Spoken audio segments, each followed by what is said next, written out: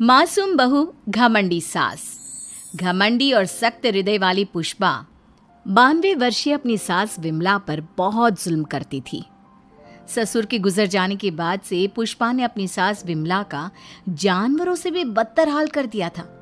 वो उसकी गिनती घर के नौकरों में करती, उसे अलग थाली में खाना देती, रहने के लिए अलग छोटा सा कमरा। ये सब देख पुष्पा के पति आलोक को बेहद दुख होता, लेकिन वे चाह कर भी ना कुछ कह पाते ना कुछ कर पाते।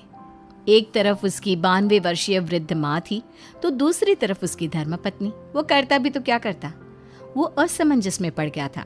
तभी एक दिन पुष्पा अपने पति आलोक से कहती है, सुनो जी, मैं सोच रही थी क्यों ना अपने बेटे राहुल की भी शादी करा दे। देखो ना, घर का सारा काम मुझे अकेले करना पड़ता है और वो बुढ़िया की देख रेख भी मुझे ही करनी पड़ती है। मुझसे नहीं होता ये सब। ठीक है, हम राहुल के लिए लड़के देखना शुरू करते हैं। वैसे भी अब उसकी उम्र हो चुकी है। पुष्पा राहुल की शादी के बारे में सोचकर मन ही मन खुश होने लगती है। दरअसल पुष्पा अपने लिए एक ऐसी बहू की तलाश में है जो गाय से भी ज्यादा सीधी और कोयल से भी ज्यादा मीठी हो। बहुत ढूंढने और जांच परखने के बाद देविका के साथ आखिरकार उसकी तलाश पूरी होती है। वो देविका को राहुल के लिए पसंद कर लेती है और एक अच्छा सा मुहूर्त देखकर उनकी शादी करा देती है। ऊंचे संस्कार और सरल स्वभाव वाली देविका ने ससुराल में पहले दिन से ही सबका दिल जीत लिया। वो रोजाना अपने ससुराल में दिन की शुरुआत पूजा पाठ से करती और सबका अच्छे से ख्याल रखती। एक दिन देविका सबके लिए डाइनिंग टेबल पर प्लेट लगाती है। सभी लोग टेबल के पास आकर बैठ जाते हैं। देविका अपनी दादी सास का भी हाथ पकड़कर उन्हें डाइनिंग टेबल पर बिठाती है और उन्हें खाना परोस ही रही होती है कि पुष्पा उसे रोक लेती है। ठहरो देविका। क्या हुआ मम्मी जी? देविका, तुम इस घर में नई हो इसलिए शायद तुम्हें पता नहीं।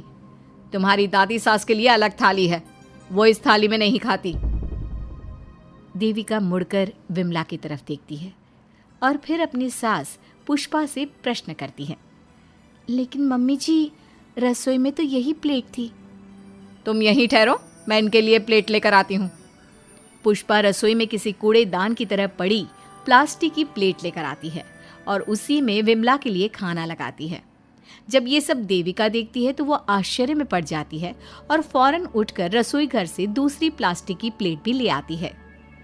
अरे बेटा, ये दूसरी थाली तू किसके लिए लाई है? देविका मासूमियत के साथ जवाब देती है, आपके लिए मम्मी जी। हाँ, मेरे लिए? पर क्यों? माँ जी, जब आपने अपनी सास यानी मेरी दादी सास को प्लास्टिक की प्लेट में खाना लगाया तो मैं समझ गई कि यह ज़रूर आपके घर की कोई परंपरा होगी, इसलिए मैं आपके लिए भी ये प्लास्टिक की प्लेट ले आई। अब आप अपनी सास के लिए इस प्लेट में खाना लगा दीजिए और मैं अपनी सास के लिए इसमें खाना लगा देती हूँ। देविका की बातों से पुष्पा हैरान हो जाती है। वो सोच में पड़ जाती है कि वो अपनी बहू देविका की मासूमियत पर खुश हो या फिर उसकी नासमझी पर दुखी। इसी तरह दिन बीतते चले जाते हैं और अब देविका को घर का माहौल और सास का स्वभाव सब समझ में आने लगता है।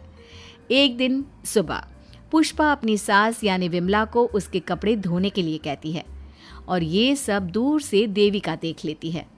उसके कुछ ही समय बाद देविका आती है और अपनी सास पुष्पा से कहती है, मम्मी जी, मैंने घर का सारा काम कर लिया है। कपड़े, बर्तन, झाड़ू, पोछा सब लगा लिया है। अब मैं आपके पैर दबा देती हूँ। अरे लेकिन बेटा, तूने कपड़े नहीं धोए? मेरे कपड़े तो अंदर कमरे में ज्यों के त्यों पड़े हैं। मैंने आपके कपड़े नहीं धोए मम्मी जी।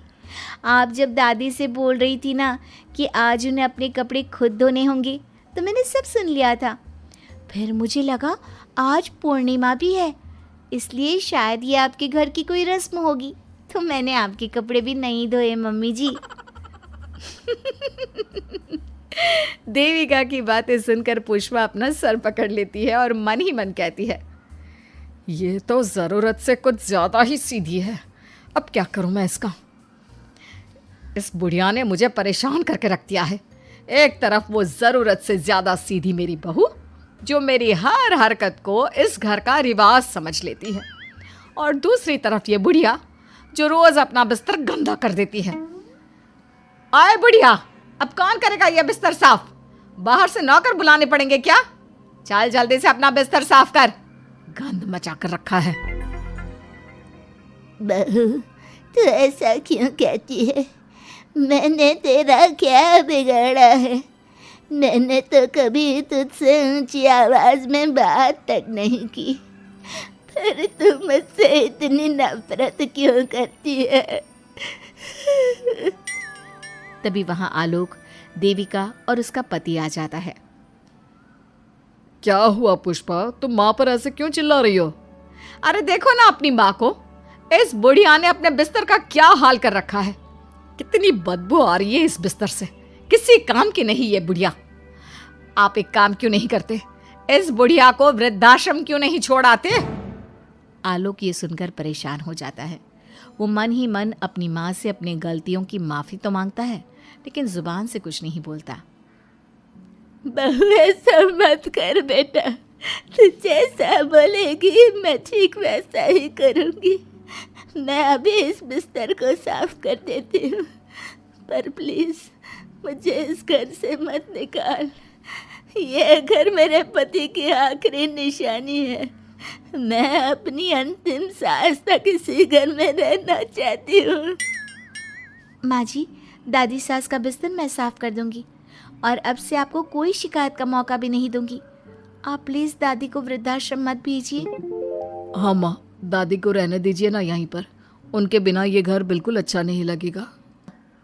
देखो बेटा, इनका जाना जरूरी है, अब इनकी उम्र हो चुकी है, इसलिए अब इन्हें अपनी बाकी की जिंदगी वहीं बितानी पड़ेगी। इतने में देविका वहां से चली जाती है और कुछ ही मिनट बाद एक बड़ा सा बैग लेकर वहां पहुंच जाती है। देविका के हाथ में बैग देखकर सब अचंभे में पड़ जाते हैं। अरे देविका, तुम ये बैग कहाँ से लाई? तुम कहीं जा रही हो क्या?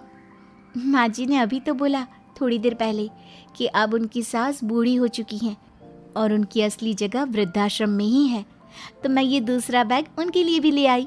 वो क्या है ना, उम्र तो अब मम्मी जी की भी हो चुकी है, कल तो जाना ही है। इससे अच्छा अभी चली जाएंगी तो दादी सास को भी एक सहारा मिल जाएगा। क्या? क्यों बहू, तू मुझे वृद्धाश्रम भेजेगी हैं, अपनी सास को? मम्मी जी, अगर आप इस परंपरा का पालन करेंगी तो मुझे भी तो इस परंपरा का पालन करना पड़ेगा ना। मैं बिल्कुल आपकी तरह बनना चाहती हूँ।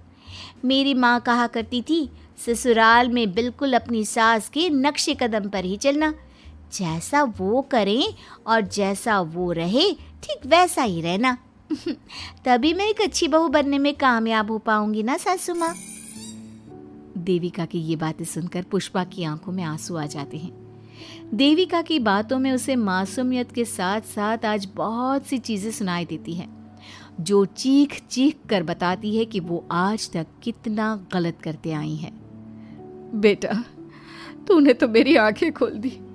अपने ससुर के देहांत के बाद मैंने न जाने अपनी सास पर कितने अत्याचार किए, उन्हें कितना जलील किया, खरी खोटी सुनाई। आज अगर तू नहीं होती तो मुझे कभी अपनी गलतियों का एहसास तक नहीं होता। देर से ही सही, आपको अच्छे बुरे का एहसास हुआ, यही बहुत बड़ी बात है। मम्मी जी, तो अब आपके सामान का क्या करना है? अरे जाकर इसे मेरे कमरे में रख कर आ जा।